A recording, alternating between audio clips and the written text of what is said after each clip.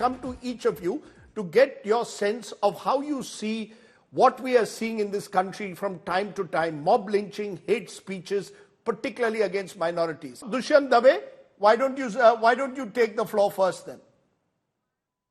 Well, so far as the hate speeches are concerned, I mean, and the demolition by using bulldozers are concerned, these are all, acts against minority community. And we have been seeing, at least since 2014, that these incidents have increased exponentially, simply because the executive, the police particularly, is more often than not party to it.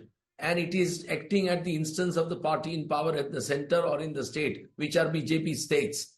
Unfortunately, nobody, in the government, in the police, really thinks that these kind of incidents must be stopped. We have seen, a former minister making a very serious statement in Delhi when the, CAA protests were going on, saying "Gaddaro ko goli se maro," and no action was taken. If it was done by any just a fact check. The minister you were talking about, Anurag Thakur, he said "Desh ke gaddaro ko," and the audience then shouts "Goli maro salo ko." It was all orchestrated. Okay. But anyway, the whole thing is that this kind of approach, this kind of an atmosphere, unfortunately, is not in consonance with the Constitution. One of the most important part of our Constitution, the preamble, talks about fraternity. And fraternity is so important because that's what Ambedkar stressed at a great length in his Constituent Assembly debates. We have to have fraternity. With about 150 million Muslims in this country, it would be well nigh impossible for us to really, continue to behave the way we are doing in last about 10 years. And particularly this aspect of, demolition of homes is a medieval, punishment, which is not even provided in the Indian Penal Code, or for that matter, even in the new, law that Shri Amit Shah ji has brought, the new IPCs, whatever they call it. So I feel that it is not right because these are all cases which essentially 99% cases are relating to the Muslims who, for one reason or the other are being targeted. Somebody has fallen in love and has gone away with a Hindu girl, so they go to his house and demolish it. Somebody is alleged to have spat on a Ram Navami procession, so his house is, attacked. And so in Delhi, for example, in Jahangirpuri, the police stopped VHP and Bajrang Dal from carrying out the procession, and they lodged an FIR against them, despite their, saying no. They carried out. Some, incident took place, and next day, the BJP president writes a official letter to the mayor of New Delhi, North Delhi Municipal Corporation and the police that be ready, tomorrow you must start demolition. And the demolition starts when I mentioned it to Chief Justice Ramna's court. And I must say, with great, sense of pride and satisfaction that Chief Justice Ramna acted immediately, although even a petition was not filed at that point of time. And he granted a status quo. Now, these incidents, unfortunately, are completely contrary to Article 21, which is right to life, which includes right to shelter, and also Article 20, which says nobody can be given punishment which is not provided by law. Right. Now, punishment of demolition of house can never be provided because it has nothing to do with the alleged accused. It has to do with the family. You are therefore now targeting the whole family and punishing the whole family. This does not augur well for a democracy as liberal as we claim to be. We have a beautiful history of 5,000 years of a liberal approach in this country. And this kind of a thing, I may say, is perhaps the saddest commentary on this government. Prime Minister talks about Sabka Saath, Sabka Vikas. Yet, he has not been able to stop this. He has not said once that these demolitions must stop. And openly, the BJP governments are encouraging these demolitions. Their MLAs, elected representatives, are standing most times or many times when demolitions take place, and police acts only as per their specific directions. Can I just stop you? You've raised several issues. You've both focused on the hate speech as well as on what is being described as bulldozer justice, and you are rightly pointing out it is fundamentally against the Constitution. You've also referred to the police. And at that time, I want to bring you in, Mr. P.K. Jain. You've been a former DG of police in Maharashtra. We've seen the kind of hate speech that a sitting MLA has put today. Yes, he's been charged, FIRs have been filed, but we don't know whether he will be actually prosecuted and arrested. Who knows, he'll get a ticket and contest the elections and win. Dushyant Dave says the police has a big role, whether it's in bulldozer justice, where they short-circuit processes, or whether they act selectively in hate speeches. The police has much to answer for. Your response, sir. Namaskar, Rajdeep. Thank you very much. I have heard Mr. Dave in detail. The fact remains that it is always action and reaction. You know, on a very innocuous kind of a debate on the TV, if a lady like Nupur Sharma can be doled out threats of Sar Tan Se Juda, and then massive processions are taken out all over the country, again saying the same naras, it creates a lot of reaction in the other communities also. Unfortunately, the communal passion is being fueled not only by one particular community, by certain insane elements from all the communities. And that is what results into, the responsible people and the public representatives also taking that kind of a line. No, but sir, the public with due regard, sir, the public representatives take an oath on the constitution of this country. My point is, Mr. Nitesh Rane has taken whether it is Nitesh Rane or anyone, Hindu, Muslim, no. Look at what has happened. Omar Khalid has spent 4 years in jail without even a trial yet, no bail for an alleged hate speech.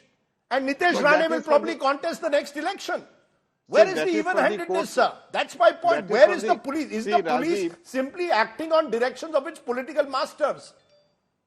See, the police can act on the directions of the political masters for 24 hours. After that, the courts take over. It is the court which has to keep an accused in the jail or bail him out. So if the court takes a view that a person has to stay behind the bars for 4 years, so be it. The police has no role in this. The police will, in their own wisdom, they will keep opposing the petitions for bail. But it is for the courts to decide whether a person should remain there or not. That is one. Secondly, the similar speeches were given by the Owaisi brothers. What action was taken? Were they arrested? They were not arrested.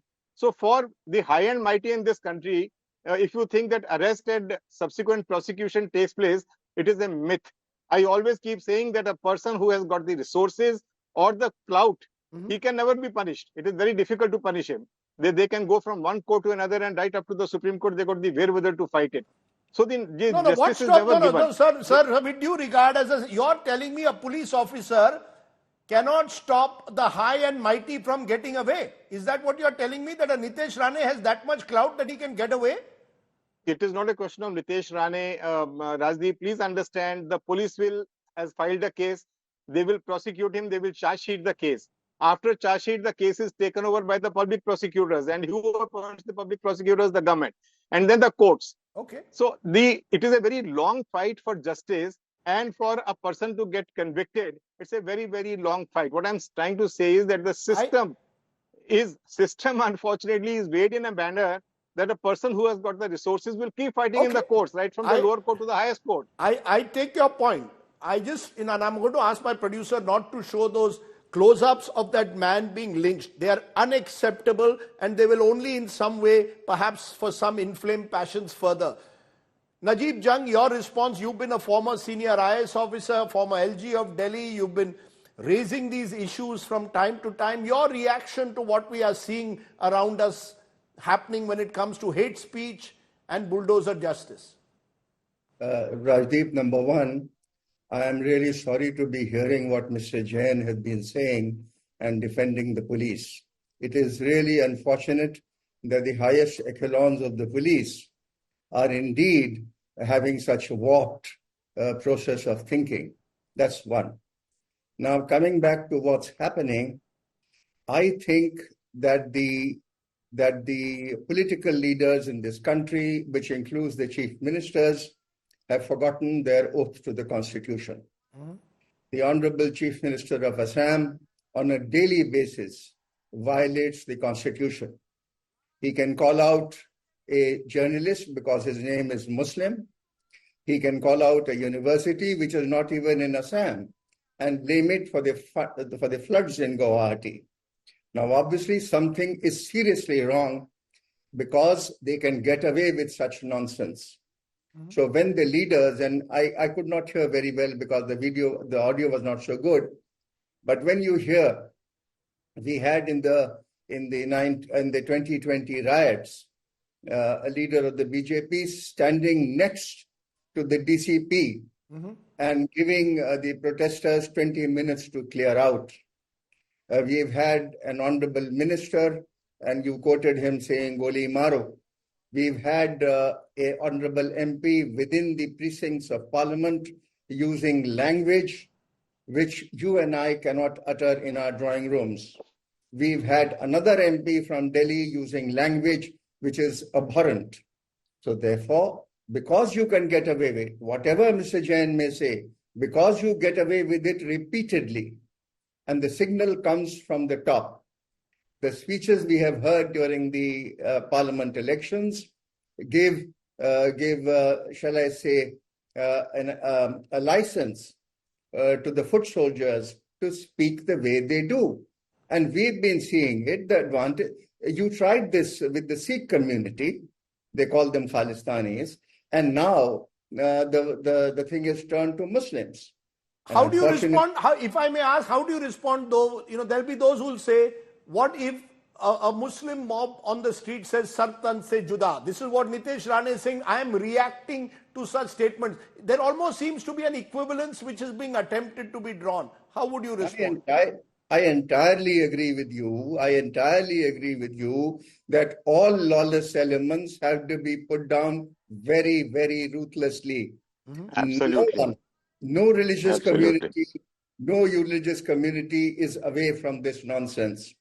Having said that, the Muslims, of course, are getting the worst of the stick at the moment, but they cannot be absolved. They absolutely cannot be absolved of behaving in irresponsible manner. I mean, I live in Old Delhi, and I know the misbehavior that these young Muslim youths can cause, riding their motorcycles, or in Delhi on the evening of Shab Barat, when you see these motorcyclists misbehaving on the streets of Delhi. Of course, we know it. And it must be brought down very, very strongly.